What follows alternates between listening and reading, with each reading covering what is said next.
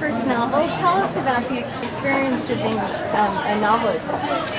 Well, it's been great. I'm very moved by how people are responding to the novel. I've been in Bend since Friday, and it's been just fantastic. It's everywhere I go, seems like people are reading the book, they're talking about it, and it's very gratifying as a writer to see that a country that's thousands of miles away is alive in the minds of people in Central Oregon. So it's very rewarding. And what inspired you to write this book? Well, I've been meaning to write a story about Afghanistan for quite a number of years, and then in 1993 I finally got around to writing The Kite Runner as a short story, which I then expanded in 2001 into a novel. And then all of a sudden it seems to have been, it seems to have taken a life of its own. It's become kind of this vehicle for telling the story of Afghanistan in some sense. It's become this window into this enigmatic culture and this country, and so it's been, for me, it's very gratifying. And what do you hope Americans can take away from your novel?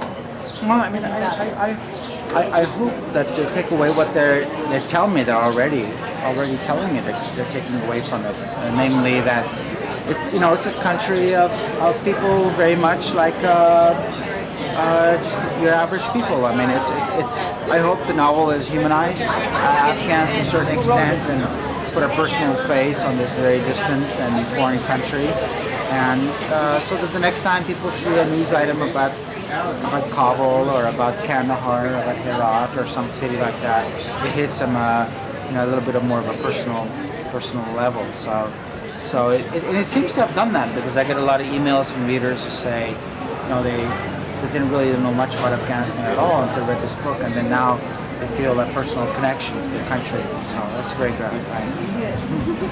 Well, congratulations on all Thanks your for bringing this book to Bend. I appreciate it. Thanks.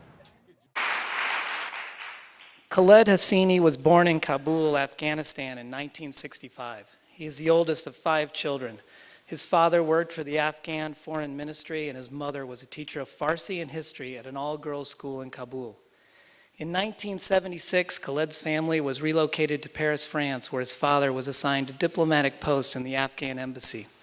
The assignment would return the Hosseini family in 1980, but by then, Afghanistan had already witnessed a bloody communist coup and a Soviet invasion. Khaled's family instead asked for and was granted political asylum in the U.S. He moved to San Jose, California with his family in 1980. He attended Santa Clara University and graduated from UC San Diego School of Medicine. He has been in practice as an internist since 1996 and rises, if you can believe this, at 4 in the morning to pursue his second career as a buzzworthy, dashing, best-selling author.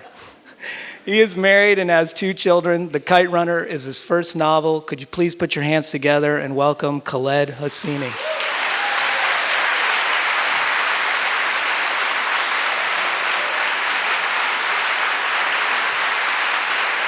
Thank you.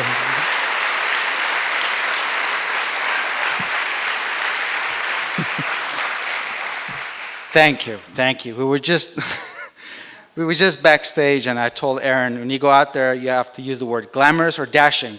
So you have a choice. I have never been prouder. Proud of you, Aaron. Okay, well, thank you. Thanks for coming. I'm so grateful that you're all here to hear me speak. I'm so grateful that Bend, Oregon is reading this book. It's my first time to Central Oregon. I've been in Portland overnight, but it's my first time Central Oregon. And I was at my hotel last night, actually this afternoon, and I was talking to my wife on the phone, and I was telling her, you wouldn't believe what I'm looking at, this river. And she's like, why don't we live there again? So I'm going to talk tonight about how The Kite Runner came to be, and how this novel evolved over time, and how my experiences and what has happened in Afghanistan the last 30 years or so has shaped the writing of this book. But to do that, first, segue into that, I'm going to tell you a joke which I actually heard in Kabul in 2003 when I was there. And I met an old guy on the street who was working on the street, and I just met up with him. And in Kabul is one of those cities where you can simply walk up to people and say, please tell me your life story, and people will. And they'll be very generous with it, and the chances are very, very good that after they've told you the life story, they'll invite you for tea. So this old fellow who was actually had a very rough life, as it turned out. He had lost his son in the Soviet war, and he had lost his daughter to an abduction when the Taliban moved in. So he'd had some very significant losses in his life. And nevertheless, he was a guy who was very, very charming.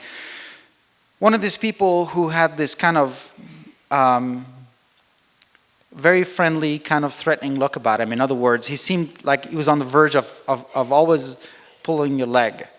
And he said, well, I'm going to tell you a joke. And this joke was actually going around in Kabul when I was there. It was actually kind of popular. And he said, well, there are 3 guys who go to hell. And one of them is French, and one of them is English, and inevitably the 3rd one is Afghan.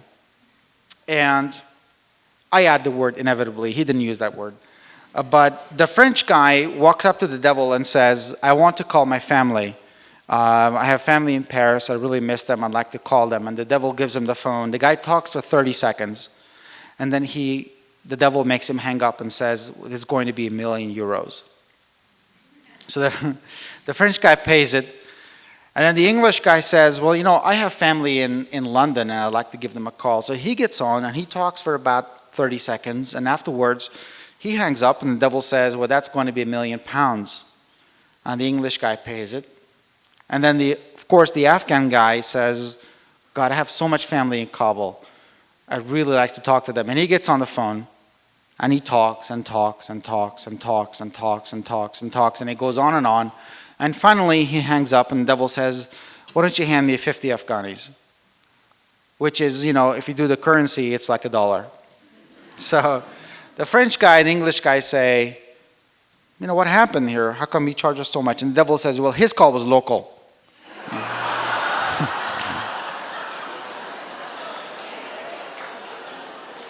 I believe the term for that is gallows humor. And so what I find remarkable about this very effective joke is that it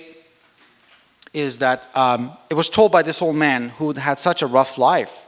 And here he was able to summon some sense of humor to tell me this story. And B, that the fact that this story was kind of circulating around Kabul, to me, speaks more than anything to how wrong things have gone there, because it would be very unlikely in the good old days for Afghans to refer to their homeland or liken it to the devil's den. And when I say the good old days, meaning the 1960s and 70s, of course we all know there really is no such thing as the good old days, but that's what I mean. I mean the years where I set the beginning of the Kite Runner. The years of Amir and Hassan's childhood and my own childhood. I was born in Kabul, in Afghanistan, during a time when Afghanistan was this quiet, largely unknown, peaceful country living in anonymity.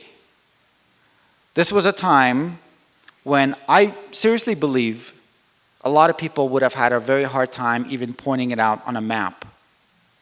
I know this because when I moved to France in the mid-70s, somebody said, "Where is that?" They had never heard of it, and that came as an unbelievable shock to me. In those days, Afghanistan was not at all like the nation that you see now on your TV screens. In those days, most Afghans had never heard the sound of a gunshot. You could leave your home for a couple of weeks and leave your door unlocked. And when you came home, nothing was taken. I know this because it happened to us. We went to Herat, and midway to Herat, we figured out that we had left the front door open. When we came back, everything was there. In those days, most kids did not learn math by doing the following kind of word problems. You have 60 mujahideens and 500 grenades. How many grenades per mujahid? In those days, a lot of boys on the street would not have been able to show you how to dismantle a Kalashnikov or give you trivia such as you can pick off a man a kilometer away with a Kalashnikov. In those days, it was a very innocent and kind of a sweet place, at least this is the way I remember it, and I grant that memory is a very subjective thing. In those days, Kabul was the hub of cultural life. And although, even in its heyday, you'd never mistake Kabul for Baghdad or Tehran or Beirut, it was nevertheless a city with a thriving cultural life. There was a relatively free press. There were poets, there were writers, painters, architects, intellectuals, thinkers, and so on and so forth. And it was in that social milieu that I was born. And I was born in a background very, very similar to the guy I chose to tell the story in the Kite Runner, Amir. Like him, I was born and lived in the neighborhood of Wazir Akbar Khan, which was and still is probably the most affluent neighborhood in Kabul. My parents were from the city of Herat, which is about 400 kilometers west of Kabul, near the Iranian border.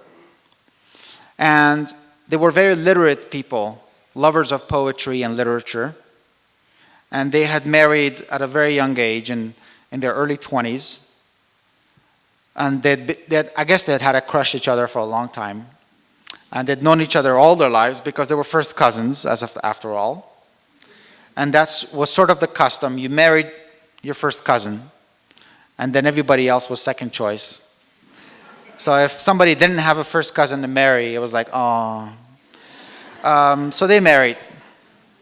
And they moved to Kabul for the sole purpose of going to Kabul University, where my mother studied history and Farsi, and eventually became a high school teacher for a very large high school for girls, where she eventually became the vice principal.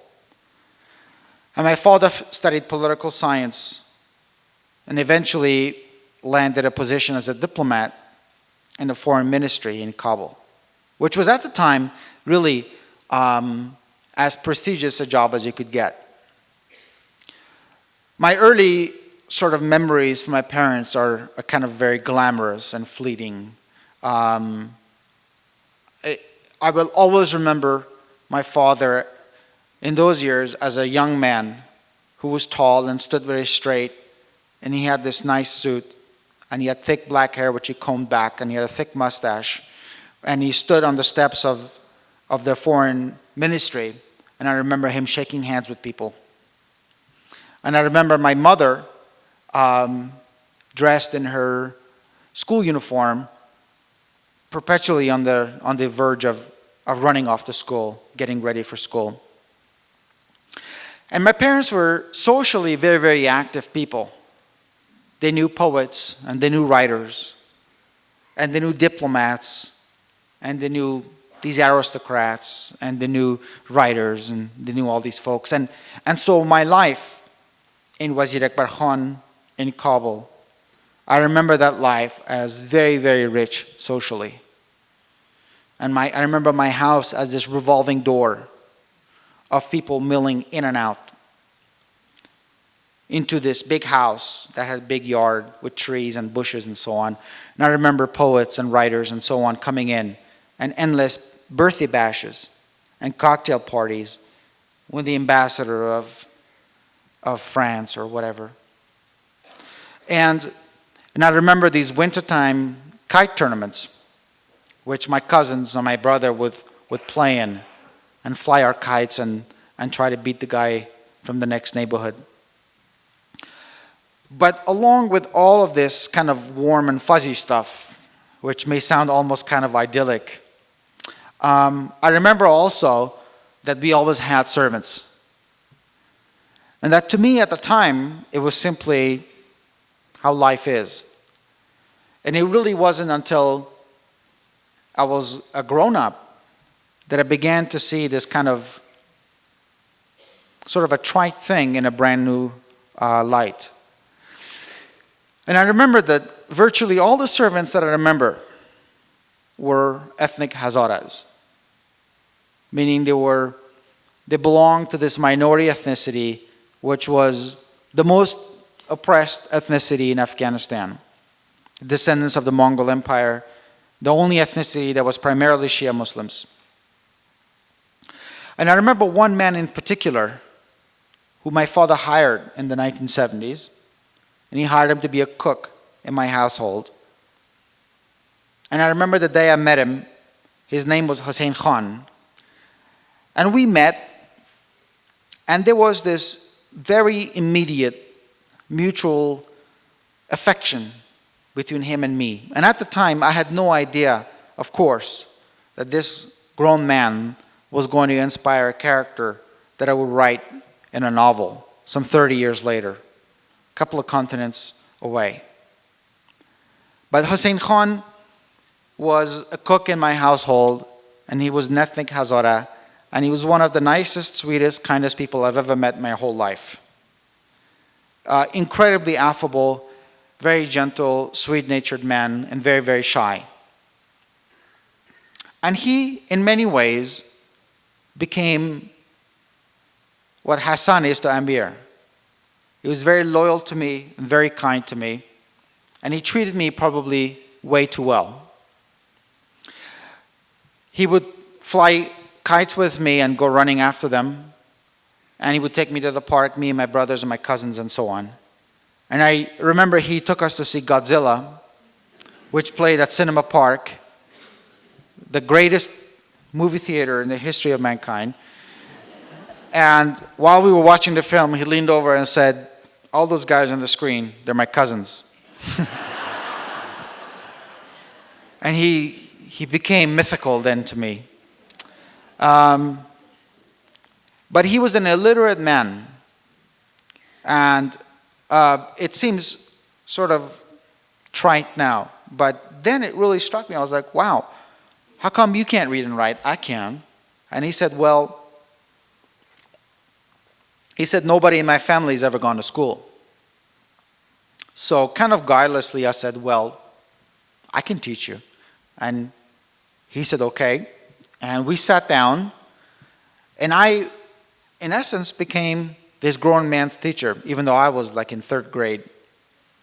So I would go to school and get my homework and do my thing. But in the evening, Hussein Khan and I would sit down, and I would assign this guy homework.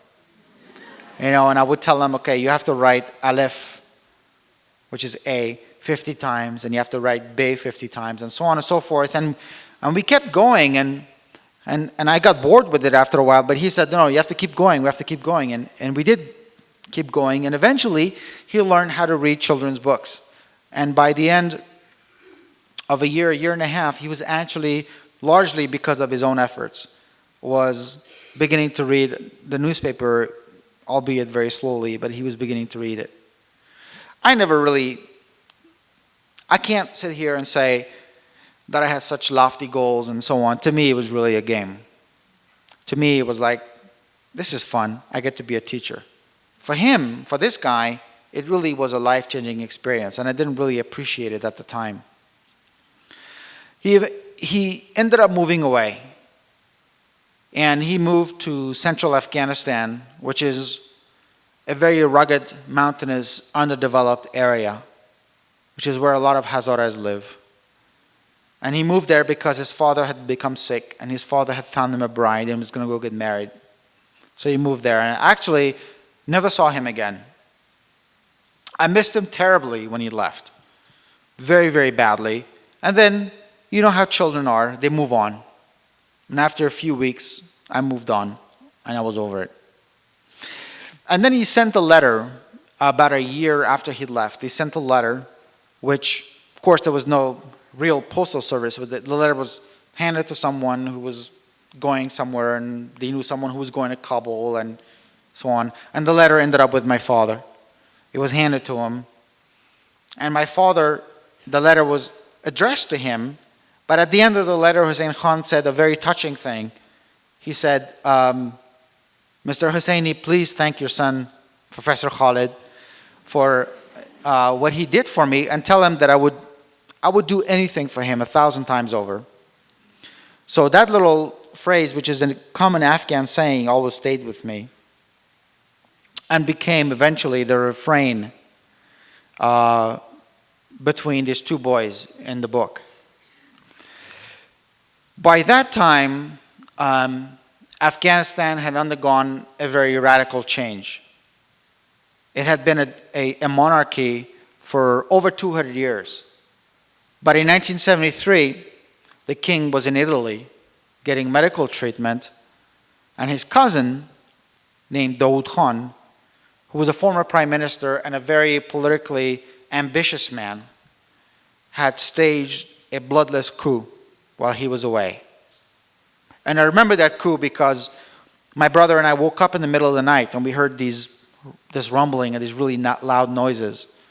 And I turned to my grandmother. My parents were at the hospital where my mother was giving birth to who would be my youngest brother. And I turned to my grandmother and said, "What are these noises?" And she said, "They're just shooting ducks." So it turned out they weren't shooting ducks. It turned out the monarchy was over. And Afghanistan had become a republic. And the president was Daoud Khan, the king's cousin. And it was a time of optimism to a certain extent. The king was beloved. He was a wonderful man. But people had become kind of weary with the lack of progress. They wanted, here was next door, Iran, this incredible Middle Eastern power. And here was Afghanistan, this very poor third world country.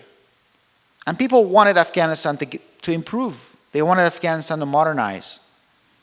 And although the king was beloved, his policies, people felt, had failed. And Daoud Khan promised a very ambitious 7-year economic plan.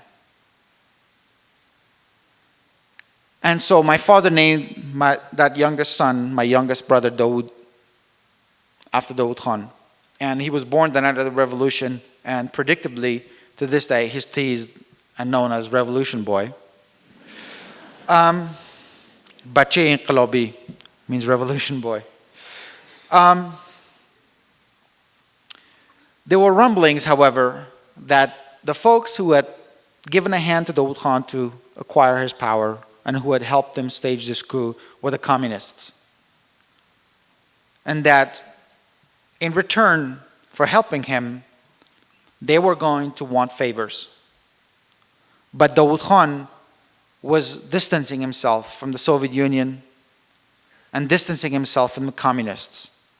And he was warming up to Iran and Egypt and the US, which was very scary for the Soviet Union.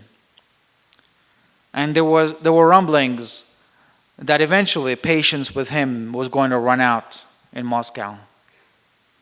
There was a story going around, and it's one of those stories that probably isn't true, but it ought to be, about him being in the Kremlin with Brezhnev and walking out of a meeting with him, red-faced, saying, "Do you know who I am?"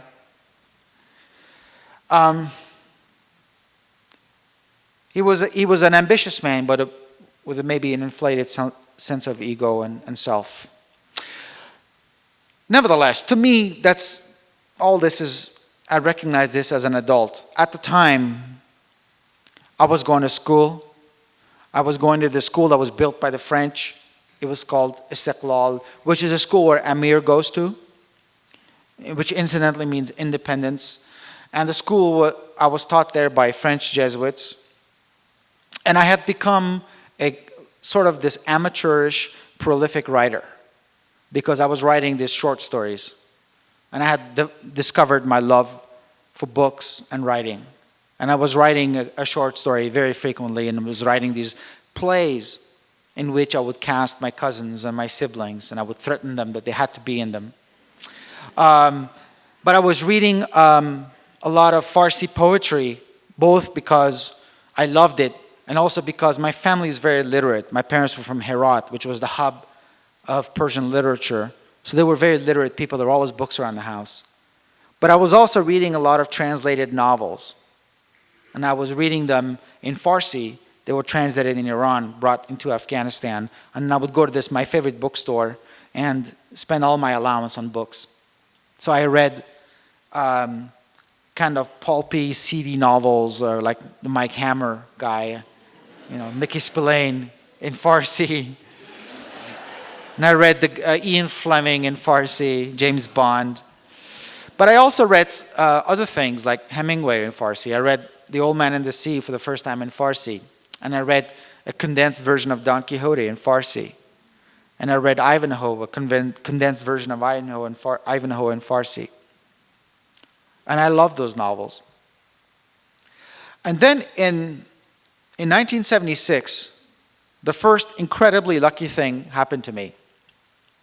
And the Kite Runner is a lot about how a single event changes people's lives and how something had happened just a little differently. Things might have turned out differently. And that's how I view my life. Because if my father hadn't been assigned to go to Paris, I don't know that I would be here today. But he was. He came home and told us that he'd been assigned a diplomatic post to work for the Afghan embassy in Paris. And it was for 3 years. So we packed up our things, mainly our clothes, left everything else behind because it was going to be just a temporary move. So all the family valuables and mementos and everything were left behind. And we got on an airplane. And I remember that October morning thinking we were going to be back in 3 years. In fact, the 8 of us, 5 children, 2 parents and my grandmother, went to Paris, and the next time any one of us came back to Afghanistan was not actually until 27 years later. And that turned out to be me. None of the rest of my family has ever been back to Afghanistan. We went to Paris, and I loved it. I have to be honest, I loved it. I loved the elevators. It wasn't, I was 11.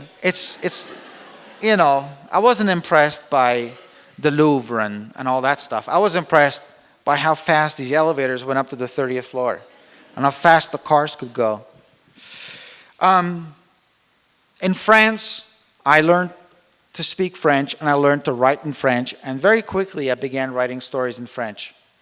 Began writing short stories in French, which I gave to my next door neighbor, who was a guy named Jacques Chabot, an absolutely lovely guy who was in his mid-30s at the time and had become a very close friend of the family. He was married, had 2 kids, a girl and a boy and a girl. And he and I became friends, even though he was much older than I. Nevertheless, we became friends because he had a love of writing as well. Sadly, he was saddled with this job, which paid him very well, but it was an oil company. He worked for an oil company, Esso, and his father had worked there, and it was a very successful career. Nevertheless, he felt it was soulless, and he felt very dead doing this job, and his dream had always been to be a writer. So he kind of lived vicariously through me, and he would critique these little short stories I would write. And we would meet and we would talk about them and we would talk about books. And then we had this kind of private joke, Jacques and I, between us, that one day we would meet, the 2 of us. And that I would be a writer and he would be a writer. And then we would meet somewhere in Paris at some cafe and we would have a beer. And then over that beer, we would talk about our lives as published writers.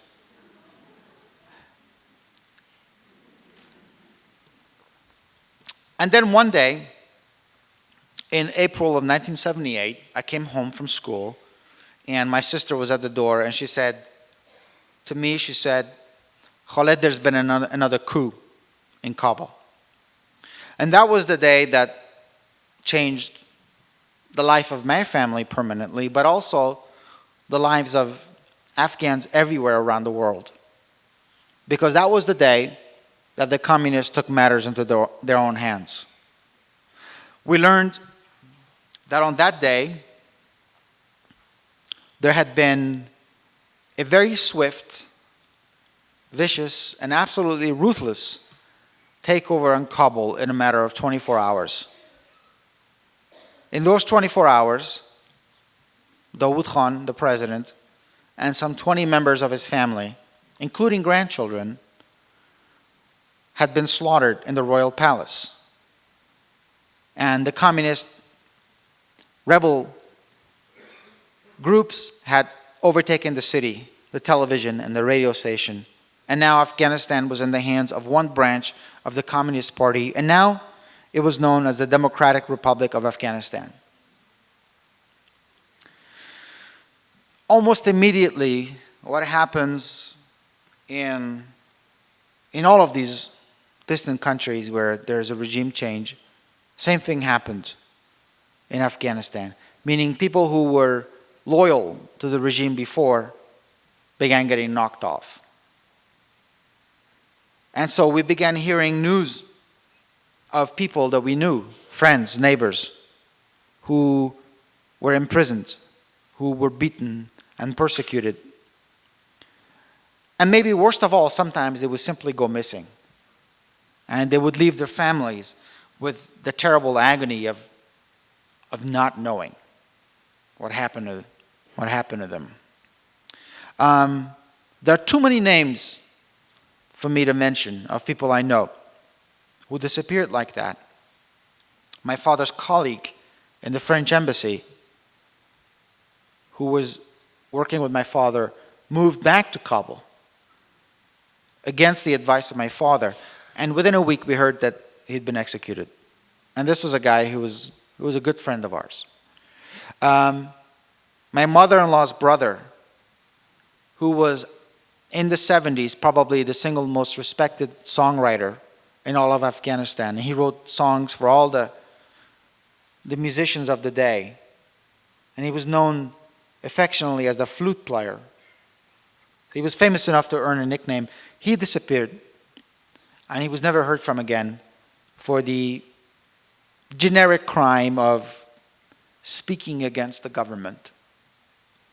And to this day, my mother-in-law can't bear to hear his name spoken, let alone his music played. I had two cousins who fled Kabul after their father was shot at a routine traffic stop and killed. And the rest of their family fled to Peshawar in Pakistan. And these two brothers went to Peshawar from Kabul in the tank of a fuel truck. And they rode there, and when they got there, the older brother got out, the younger brother would not wake up. And so these kinds of stories were pouring in. And in the countryside, the grassroots opposition to the communist regime began. The communists began trying to impose very radical reforms on a deeply conservative, tribal, religious country. And it was the square and the round peg, or the circle and the square peg, whatever the expression is, it didn't fit. And there was rebellion. And there was a grassroots opposition almost immediately to the communists. And that's how the Mujahideen movement was born. And the United States, recognizing this, began very eagerly supporting, through arms and money, the Afghan Islamists based in Pakistan.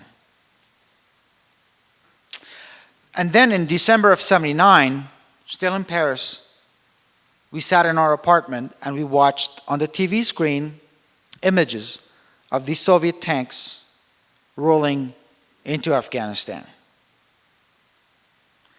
In the US, the National Security Advisor to Mr. Carter, Mr. Brzezinski, said, "We didn't pressure the Russians to intervene, but we knowingly increased the probability that they would. Now, we can give the USSR its Vietnam." And the Afghan-Soviet War began. And I remember seeing those tanks, and I remember thinking that, there's a very, very, very good chance we're never going to see Afghanistan again. And almost immediately, my father, recognizing the finality of what had happened, applied for political asylum to the US. And in the fall of 1980, a couple of months after the US boycotted the Olympic Games in Moscow, and a couple of months before my father's hero, Ronald Reagan, was voted into office, my family moved from Paris to San Jose, California. And when Reagan was voted into office, one of the first things my dad did was to hang his picture in the hallway of our tiny little house in this incredibly blue-collar neighborhood in East San Jose. And so I do believe to this day that we were the only red house in that blue neighborhood. In fact, my dad's got a streak going. To this day, he has a picture of every Republican president dancing with his wife, autographed picture in his house.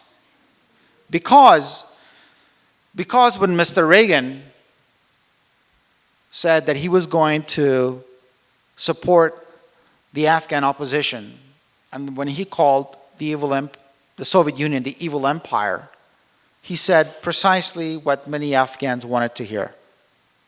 And he endeared himself to the hearts of many Afghans and turned them into lifelong, loyal Republicans. Somebody said, yay. Coming to the States, for my family, meaning my parents, it was a tough thing. Because in Afghanistan, like the character of Baba in the Kite Runner, they were well-known people, and they were well-respected. They'd walk down the street and people knew them, and they knew people. And they had established careers and identities and businesses and so on. In San Jose, it was a different ballgame. And so for them, it was tough. But they were blessed with real perspective, namely that they recognized how lucky they were to be in the US, and particularly in California, where they knew people, where the climate really agreed with them, and where really there were opportunities. And they were never too very much interested in self-pity. And so almost immediately they went to work. The thing that motivated them is that they really wanted to get off of welfare. For them, that was the thing that was a real blow to how they saw themselves. In Afghanistan, they would slaughter sheep and they would give the meat to people. In San Jose, we were sitting at home having dinner with some Afghan friends. This is our first Christmas in the States. And there was a knock at the door. My sister opened the door, and there was this parade of Boy Scouts and Salvation Army guys who brought in canned food and used toys and so on. And although they were thanked profusely, that scene was a real wake-up call to my parents, and I believe they were mortified. Appreciative, but they were mortified. It was embarrassing for them. And so it was shortly after that my dad went down to the to the welfare office in Santa Clara and volunteered the family out. And in the novel, I use a line for Baba, the father character, who walks out of the office. And I say, he walked out of that office like a man cured of a tumor. And that's sort of my dad's demeanor that night. And I remember that night very specifically. He put the whole family in the family car, which of course was American. And it was a Dodge Charger, which is the mother of all hot rods. It was General Lee from Dukes of Hazzard. And it had this busted muffler which would rumble when we drove down the street.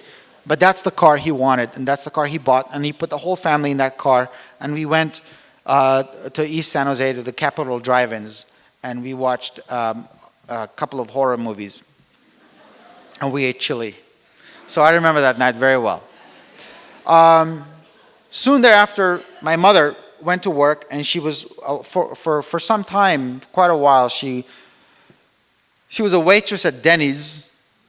She worked the night shift, the grave shift it's called, and so we would go and visit her around 11 or midnight, all 7 of us, and we would sit in her section where we made sure she served us, banana splits, which at Denny's are very good.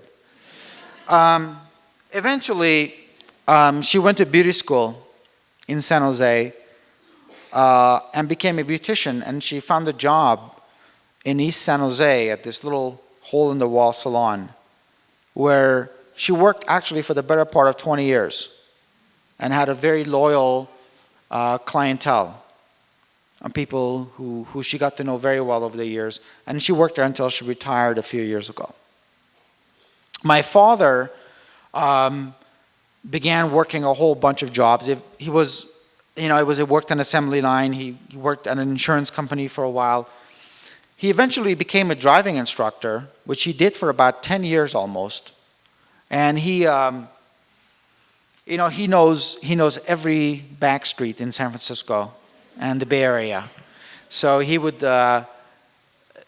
actually taught the physically handicapped how to drive. And so the driving school had given him this van, which is all decked out for the physically challenged. And he would drive to their home, and they would get in the van, and then they would go off to San Francisco, and he would teach them how to drive. He had another van as well. This one was rickety and old and really, really ugly. And this thing he had bought for about $500. But this was the van that my dad and I drove on Saturdays. And we would drive that thing up and down the peninsula to Union City and Fremont and Hayward. And we would go to garage sales early in the morning. We'd buy all this junk. And then on Sundays, the following day, we would drive the van to the flea market, and we would sit there, and we would sell all this old stuff for a little profit. And it was at the flea market which I began meeting a lot of Afghans, because they, I guess, had the same idea. And so a lot of those folks who were at those cocktail parties in the 70s were there. And I would meet them, and we would have tea, and we would kind of lament what was going on in Afghanistan. Eventually, my dad became I guess in a very ironic twist, he became an eligibility officer and has been working for the city of Santa Clara for more than a decade, dispensing welfare to immigrant families, mainly Afghan families. I, in the meantime, had to decide what to do with my life. And I was 15, trying to fit into high school and failing miserably, largely because we didn't know a whole lot of people, and the family, in capital letters, was everything. Our mantra was that we would rely on each other, and that if we stuck together and helped each other out, we'd all be okay. But I was 15. This is a time when people are really people are piercing parts of their body so they can be individuals.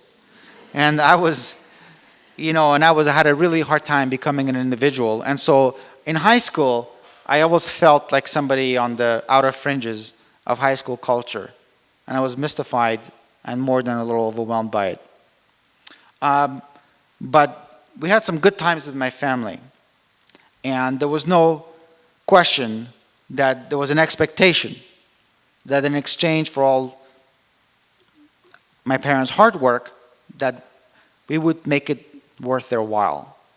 And so the children were going to be successful. And I, being a male and the oldest, of course, felt the most of that sense of expectation. And I felt like okay, my choices are going to be a doctor or a lawyer. So it's not like I have too many choices. Writing, even though I loved it, even since childhood I'd been writing, to me writing was never something that I considered as a living. It was a hobby. I felt like that's not what you did for a living. And another reason why I really felt like becoming a writer was tough is because I knew 4 English words. Hello, goodbye, thank you. And for a very obscure reason, the word gluttony.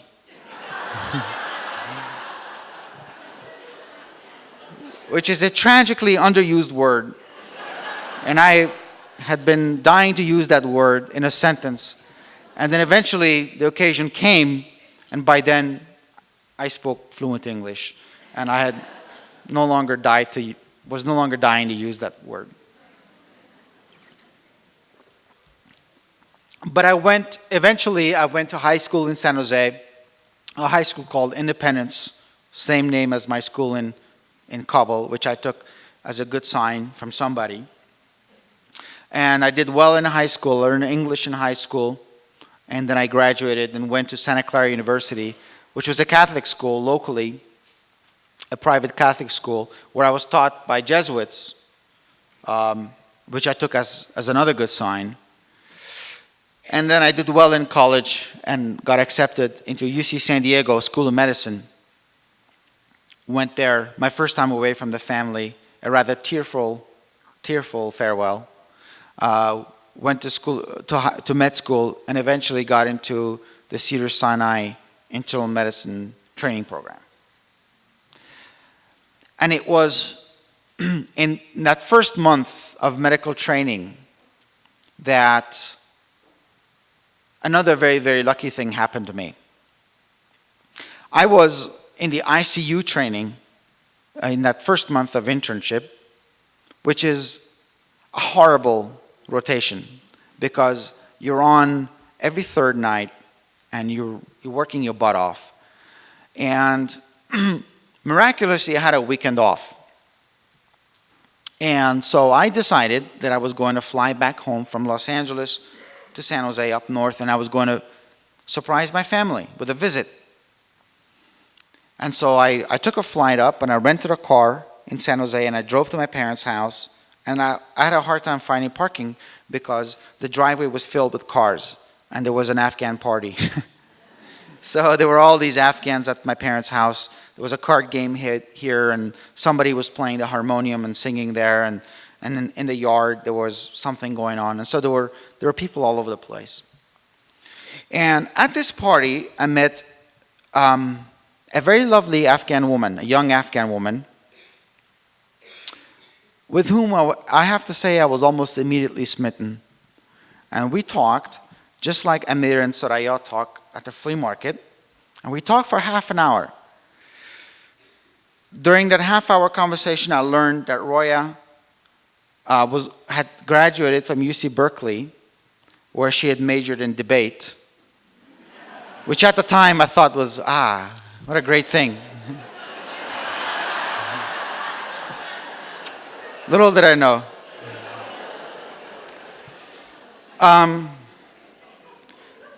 She was planning on going to law school, and now we talked about our lives and our careers, and she'd been raised in Bethesda, Maryland, but she had always appreciated her Afghan heritage, and so she had, at UC Berkeley, she had taken Farsi classes, and she taught herself how to read and write in Farsi, and she was fluent in Farsi.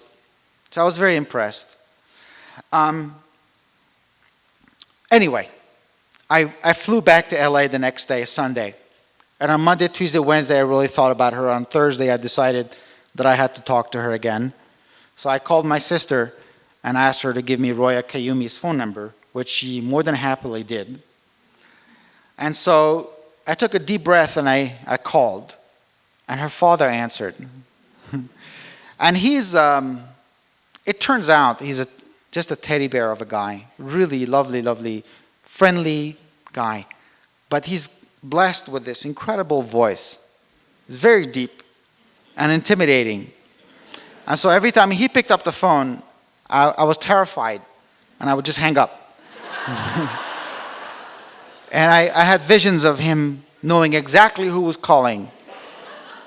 And of him pumping these big shells in his shotgun. And I called and he picked up and I hung up. And thankfully this is before caller ID days. Eventually, Roya picked up the phone and I introduced myself and she said, yeah, somebody's been calling. I said, God, what kind of world is this? There are some real sickos out there.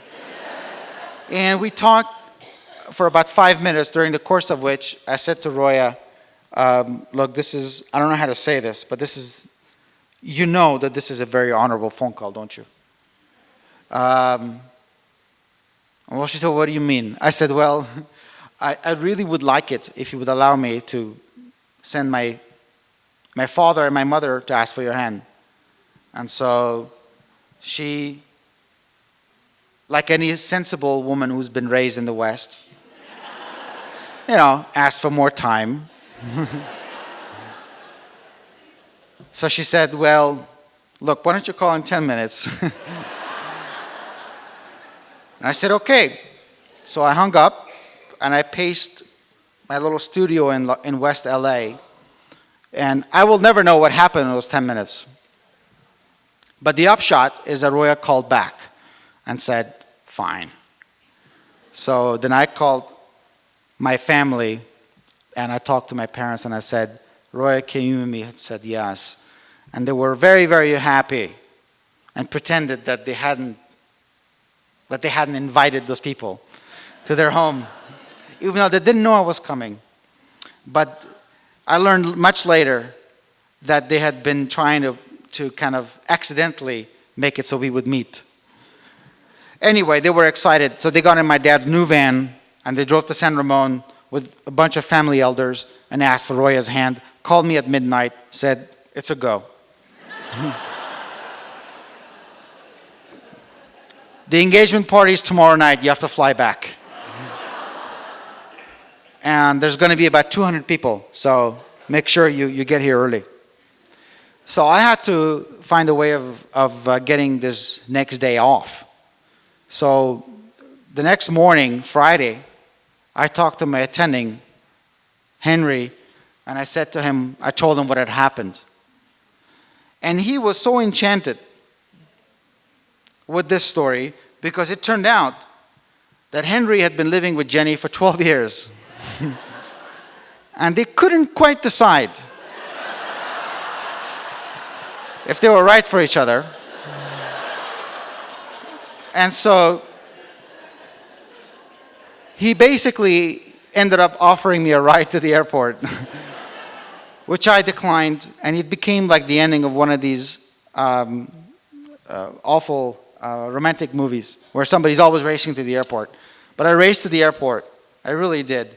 And I flew home, and there were, as promised, over 200 people at Roya's house, and we had a wonderful, wonderful engagement party. Where a woman who I'd known from the 70s, from those cocktail parties, who was a famous singer in Kabul in the early 70s, sang for us and the engagement party. And then 6 weeks later, we were married and had 600 people show up, but 500 of whom were invited. And then Roya and I moved to Los Angeles because I had to finish my training at Cedars. And Roya moved with me and went to law school in Los Angeles. And I eventually finished my training, passed the boards, and began practicing. Roya passed the bar and joined the law firm, and we got to know each other. And then around February of 1999, we moved back from Los Angeles back to San Jose.